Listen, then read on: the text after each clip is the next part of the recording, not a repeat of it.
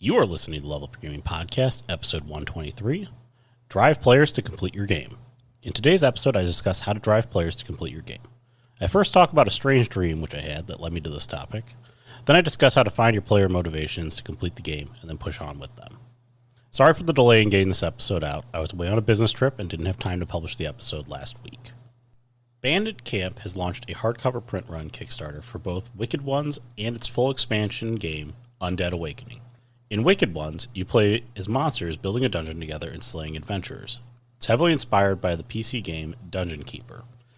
In Undead Awakening, you play as a group of powerful undead leading hordes against the living and playing through classic undead horror movie moments. They're forged in the dark games and hit themes that you don't usually see covered much, such as playing the bad guys. They also have a ton of awesome art by Victor Costa. Links will be in the show notes for Bandit Camp, their Kickstarter, and the Wicked Ones free edition on DriveThruRPG. Check them out. If you'd like to participate in the discussion or leave us feedback, you can contact us at levelupyourgamingpodcast@gmail.com or find us on Facebook at facebook.com/levelupyourgaming. If you like the content and want to hear more of the show, subscribing will ensure you don't miss an episode. New episodes come out almost every Wednesday. Also, please review, tell a friend about the podcast, or share with your gaming group. Now sit back and enjoy the episode. Bow, Level Up Your Gaming Podcast. Welcome into the Level Up Your Gaming Podcast. My name is Aaron, and this week I'm just podcasting alone. I've got a vacation coming up. You'll be hearing when this, not vacation, I'm going to be going out for work when this podcast episode drops. So that's why I'm podcasting alone. Need to have something for that week for you guys. So this will still come out on the same Wednesday. You should get it on the Wednesday. But I will be away, so recording it in advance.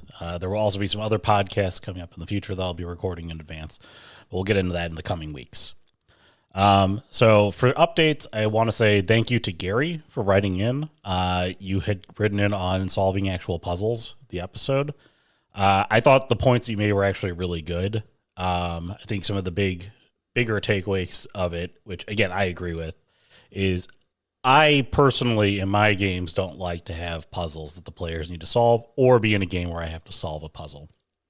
I agree with you. It's kind of a weird genre mash because tabletop RPG is a genre, and then to add puzzles into the game is mashing in another genre on top of the genre. So you're adding, like, this is the tabletop RPG and a crossword puzzle into the game. And it's kind of a weird thing to do. Your point about the escape room and, kind of getting stuck is very apt, which is, if your puzzle is complex to solve and you want the players to solve it, what are you really trying to do when you're trying to block players and put that puzzle in front of them? Again, we always talk about in this podcast, what are you trying to accomplish by, doing anything in the game, really? Making the player roll the dice, making the players fight the bad guys. What are you trying to do? What emotions are you trying to convey? And what are you trying to gate with this piece of information? And I agree, the puzzle can be a gate that is like a physical gate that you can just not escape. So, it's a really good point. You also talked a lot about character limitations in terms of the puzzle, which is, why have the player meta their knowledge into the game instead of, relying upon the skills? And that's true. The character sheet has skills. It has stats. It has a purpose to represent the limitations of your character. It also has the same purpose, as I kind of pointed out to you as well in my reply, that it is the limitation of what the player could inject into the character. And again, you're going to have to find the right balance for you and your players on, how you like to have, your players kind of meta their own knowledge into the game, and how far you let them role play a situation, even if their character is not technically capable of role playing a situation. I think the example you gave was, like you got somebody who's trying to convince a town to go into this demonic marsh for you. And, you can't just, use your silver tongue because you're just a great orator as a player. Your character may not possess the skills necessary to convince a town to go into battle for them. But you as a player might be able to convince me what needs to happen. So you're right, the skills need to come into check there, and it works both ways, which is when you start asking for it. At Jared and my table with Brian, we tend to sit on the side of a little bit more on the meta side, which is will allow some external knowledge to what the player has. It's not so far out of the realm of things that we know or we don't know. And we've gotten pretty good at trying to, balance, our idea of the meta game and kind of the overarching view of the board, and trying to avoid some unnecessary leaps or unnecessary knowledge that we wouldn't possess. And then the other thing that we try to do is we try to make sure that if we are going to possess knowledge or use knowledge, that we had used it in a previous game or learned how to use it in a previous game as well. So again, representing the skill that the characters have accumulated over time and not just the players know. And again, you might be more on the heavier roll skill side, which is I want to roll for everything that you're going to do, regardless of what you give me. And, you're going to let the dice and your modifiers play out what you want. I think you have to find that balance in between of what you want to get, because not everything needs a roll. Not everything, but, then again, there are dice for a reason. You need the roll to create the friction, to create the walls that the player has to overcome as well. And, if you can roll to social your way out of something, solve a puzzle, combat, all that stuff, you could technically roll insight in D&D to have the GM tell you which way the story is going. And here, given all the stuff that you told me, tell me what I'm supposed to know about it. That's something that you could roll for in D&D. The question is, do you want to do that? I mean, again, there's sort of a contract between you and the players, that gives you that question of, well, I'm not going to just let you do this, but if you're totally stumped, you can work through it. This is typically how I try to work things out, which is if you don't know how to say something, you don't know how to do it, you don't know how you would want to describe it, then use the dice to facilitate the lack of knowledge that you as the player have playing the character. But ideally, you want to try to play your character to the limitations the player has, the best you can in a role-playing sense, and then use the dice to fill in the gaps beyond that, or use the dice to rein in the player if they're going too meta. So, again, I agree with you. You do have to rely upon the skills. They're important to the sheet. It's why they're on the character sheet. You can't just forget about the skills and the limitations the player has. It also detracts from spotlight moments if one of your players is very good at enigmas and solving puzzles, but your other players are actually, the players are good at solving puzzles, then the person who's good at enigmas is shafted because he actually isn't a good, as a player, he isn't good at solving puzzles, but his character is. So you don't want to screw that person away from their spotlight moments by saying, well, everybody else solved this puzzle. And, well, this person, even though you can't solve it, you can't solve it, but your character can. That doesn't work. So again, there's a balance there. And you just got to find the balance. Also, I told you I would apologize for the online gaming stuff. Online gaming is not there's nothing wrong with online gaming. We online game in my group. We are bringing Brian in remotely with gas prices the way they are today. I don't always drive out to Jared's house, so we do online game at least twice a week. There is no, it isn't a better or worse medium. I think actually in a lot of ways it's a better medium in terms of, gathering everyone and having more availability for it. For the game itself. So I really like it for that. The only thing that I have found with online gaming that is just a little bit more challenging than when you're in person is that if you don't have everyone established with cameras and so you can't see everyone, and when you're kind of jumping between the board and everybody else, it's hard to see when somebody's not paying attention.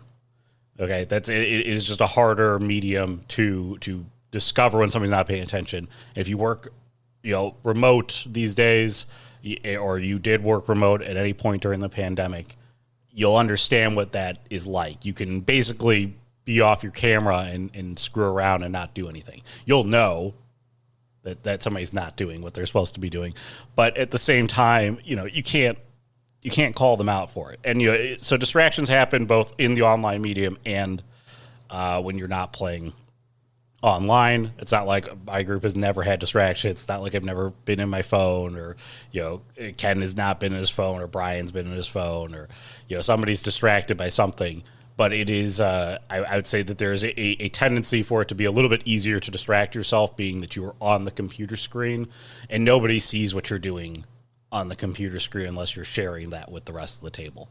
So just that's the only little riff against, or I wouldn't even say against online gaming, but just a challenge that anybody who does online game just needs to be aware of, is that really make sure that you can see everybody. Otherwise, it's going to be a harder time kind of keeping everybody from their distractions. I mean, it's already a hard time to keep people from distractions at a table, let alone when people are all co-located as well. But I love online gaming, Gary. I do online gaming.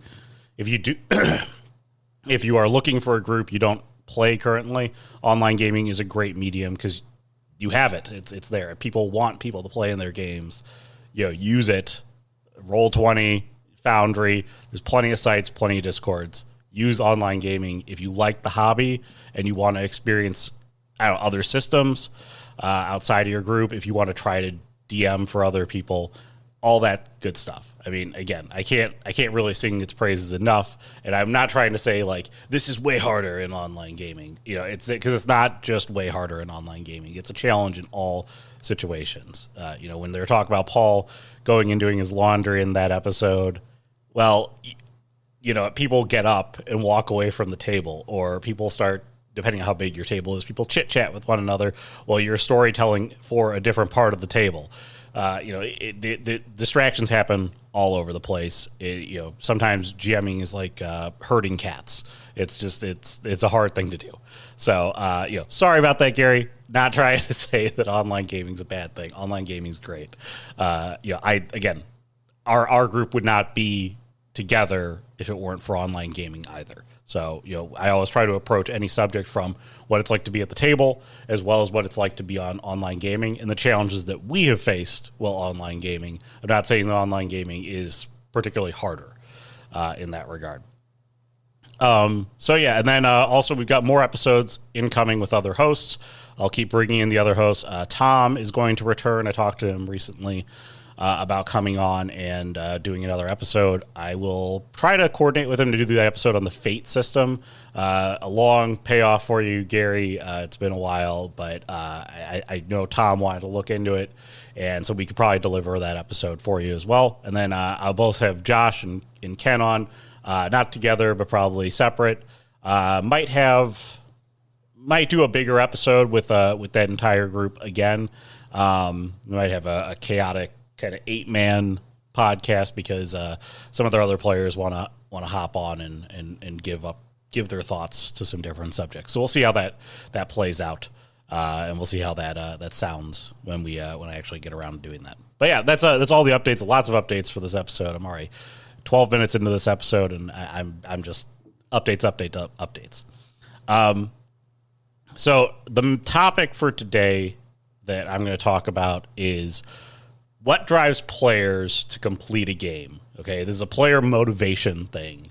And the reason why I even thought about the episode is because, well, I talked about the episode with Jared, and I'll get to that in a moment, but I had a dream last night about a situation where I was playing is probably like a 7th Sea game.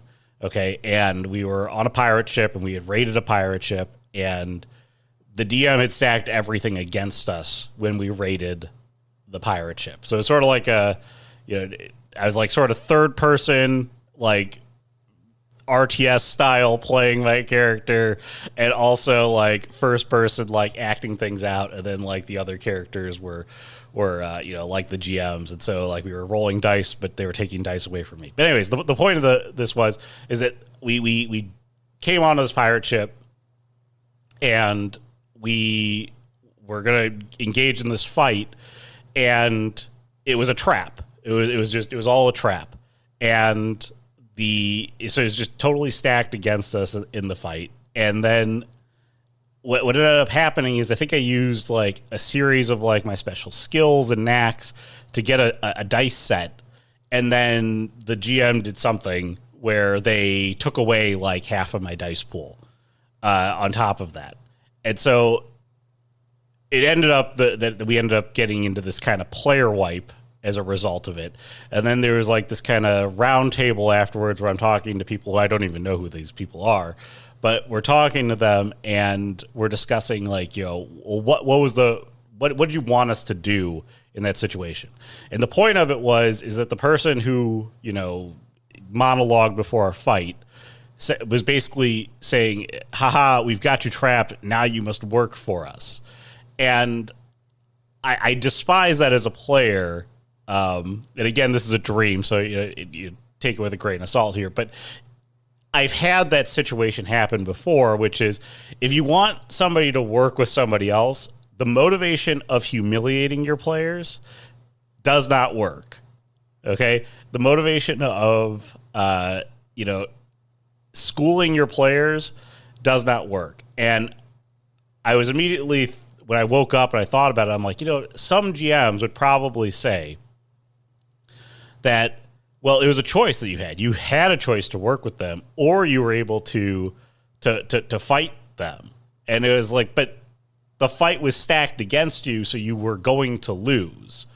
Again, if that was your wall to present the motivation of you must take this choice, I would say that was a poor, duality of choice there that you had.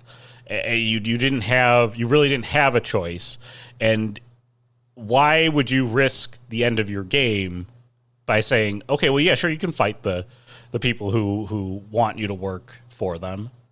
Well, okay, sure, I can, but if you're going to make it so I can't even win the fight, then why bother, with that whole exercise other than to humiliate the players and be like, you guys didn't get the result that I wanted you to get.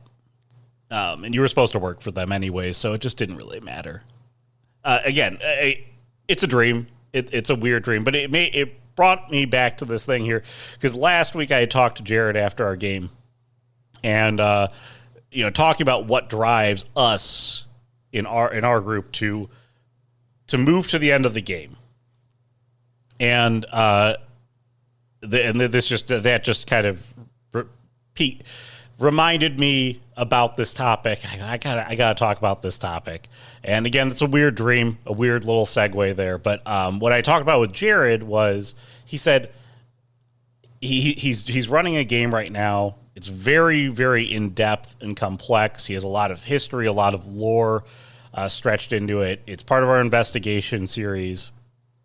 And we're currently investigating some murders of a group of elves that live in Seattle who are part of the Free Fae, and they came from a different world, and there's kind of all this like backstory, history, and lore that sits behind it, and there's so much to it. And Brian and I, typically our motivation is as players, we want to know the mystery behind the game.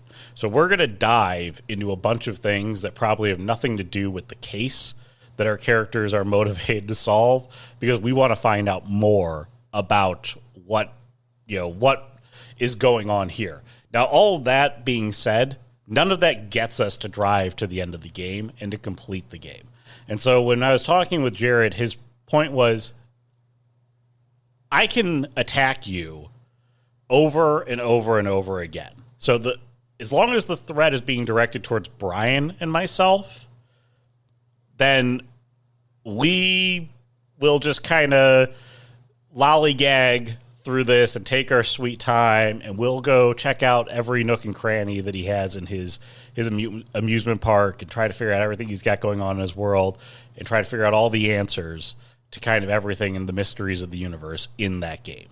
But the moment that he switches and starts killing off NPCs and taking victims that are not Brian and myself, the moment that he does that, for some reason, Brian and I switch into hunt mode. We're like, we can't allow this to happen anymore. We got to stop this guy.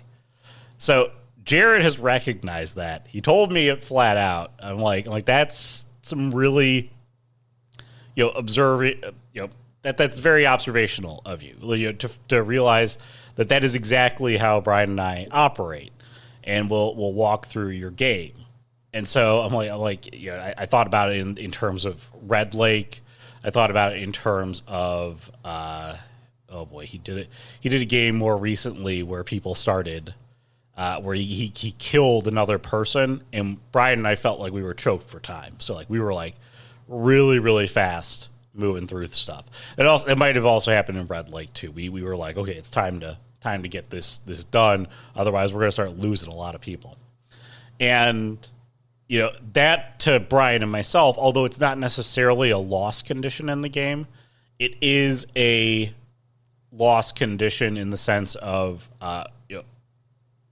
me as a player, my motivations, I feel like it's a loss condition because I'm not, did Jared intend on killing that NPC, or could that NPC have been saved? Does that NPC generate, another story down the line? Or are we, are we basically cutting things off, with that NPC? So it's just a very interesting thing as you kind of work through it, and when you kind of work through the lore in his game and the history in his game. He has stuff kind of all over the place that you're trying to preserve as much as possible, and then he's very big into the win-loss conditions in the game. So you're fighting against, how many casualties can you take before you completely lose the game is part of the question at hand as well. And so, that really makes sense to why Brian and I drive in that direction. And so what you want to do is you want to find that motivation that your players have to be able to kind of twist those screws and force the players in the direction of, we have to stop this now. Okay. And that separates the fun phase of the game, where you're kind of doing whatever you want, and the action phase of the game when you're trying to actually, solve the problem at hand. Okay. Cause it's all fun and games until the bad guy actually starts doing stuff. And so, again, that might be the motivation for your players to hit the end of the game. In some groups, your players might be very directionally focused, which is, I'm just going to find the clues to get to the bad guy and then go eliminate the bad guy. But you might have players who go off the rails a little bit more, who are like, well, I'm going to get clues, and these clues are really interesting, so I'm going to follow up with different people. And so I lose direction. I stop going towards the bad guy. And so what you need to do is, how do you get them to go back to the end of the game? Well, you got to find that thing that you can tighten the screws on. So for Brian and me, that's obviously killing off other NPCs. Is, hey, it's time to stop screwing around. People are dying. We got to make this count.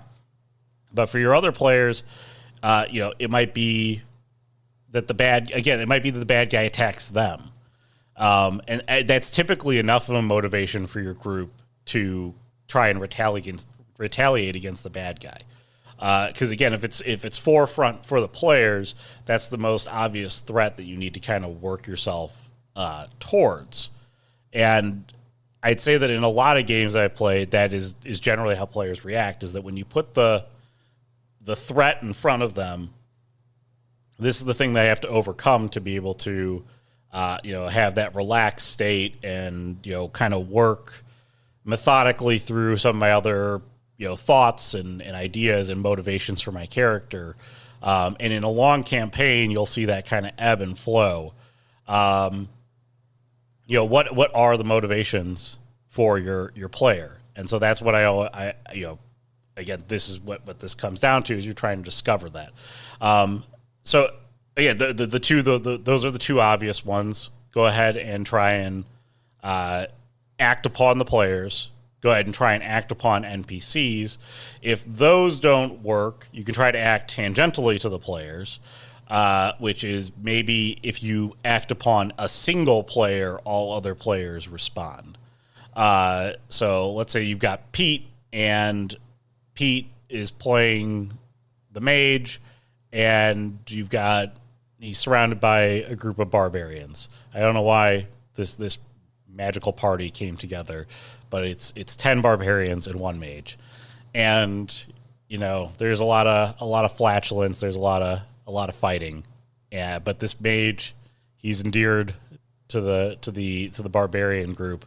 And the barbarians don't care if the barbarians get attacked. But man, Pete gets as much of a scratch, and we're gonna find whatever hurt Pete. And we're gonna beat the crap out of whatever hurt Pete.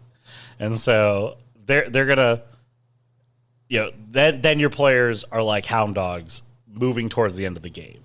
And this comes together where when your players have enough information, okay, that might be the other motivation that directs them to the end of the game.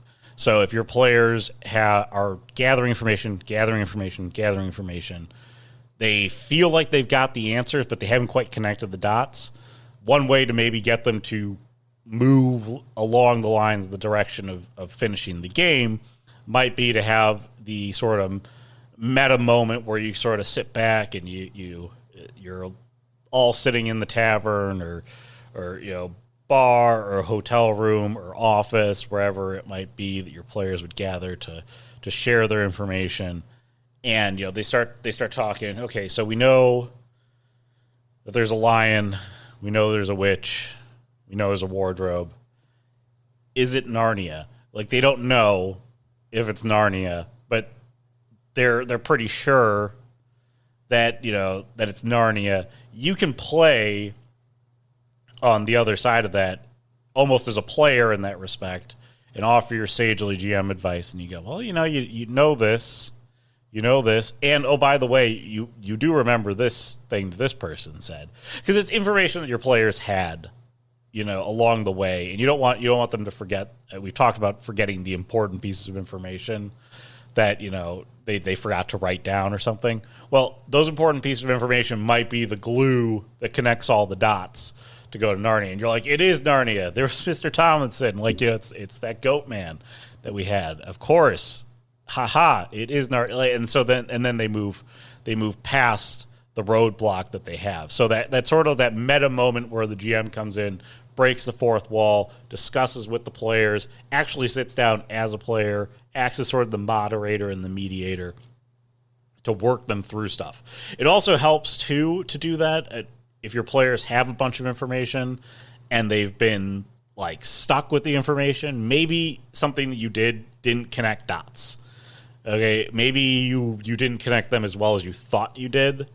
And so when you sit down and you make that meta moment with them, you might be like, gosh, crap, I totally forgot to connect. I gave them A, B, D, but I didn't give them C. And so now, B doesn't actually connect to D, and it doesn't make sense. Well, okay, now then playing the meta moment, I can sort of fill in some of the blanks, be like, well, you do remember what so-and-so said. And then, you could probably interpret that as this. I talked earlier about you don't want to make that roll to insight your way to the end of the game. Well, this actually might be one of those situations where I'll let you make the roll to insight your way to the end of the game, because you possess all the clues. You just haven't put it together yet. And no more, interrogation and sleuthing is going to solve the puzzle at that point. It's a matter of you being able to look at the evidence in front of you and say, this is what I need to do. Or to look at all the puzzle pieces I gave you and say, this is what I need you to, this is where I want you to go, what I need you to do. And again, you can typically avoid some of this stuff with the backwards design methodology. You can typically find that the links to get to the end of the game there that we've talked about in the past. But again, you that might be the motivation that your players need. Is finally, we've connected the dots, and now I can move forward with confidence, knowing I know this is the bad guy, and we're definitely going to take care of the bad guy. And this is his lair, and I know what's up. The other thing that might motivate your players is they've discovered who the bad guy is, or they've discovered what you want them to do, but they're they're putting together a plan to execute their raid on the castle, or their final battle, or their final execution in the game that needs to be done to meet your goal. So they're putting together their plan, and what they're trying to do is is their motivation will not be satisfied to act until they have worked through the entire plan and kind of filled in all the spackle, and try to make sure that they're pretty safe with all the gaps. Again, this is where they come up with a plan, and what you can say is at the end of it, okay, go ahead and give me